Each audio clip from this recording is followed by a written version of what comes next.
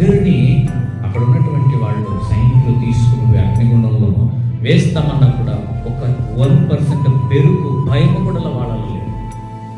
ఎందుకంటే వాళ్ళకి దేవుడు తోడుగా ఉన్నాడు కనుక. తీసుకుపోయి అగ్నిగుండంలో వేస్తారు వాడిని. అగ్నిగుండంలో వేస్తే వాళ్ళు ఏం చేశారు తెలుసా? ఆ అగ్నిలో కూడా దేవుడిని ప్రార్థిస్తారు. హల్లెలూయా, హల్లెలూయా.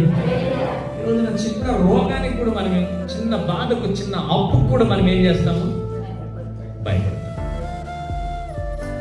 భయం ఎక్కడన్నా ఉంది, అసలు దేవుడే గుర్తుకురాడండి.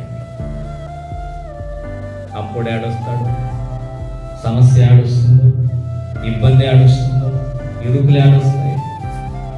దేవుడి వాక్యం ఏం చెప్తుంది? ఇరుకులో నేను నీకు విశాలతను కలుగ చేస్తాను. నీ విశాలత వద్దు కానీ ఇరుకే చాలా పెద్దగా అయిపోయింది స్వామి అంటాం.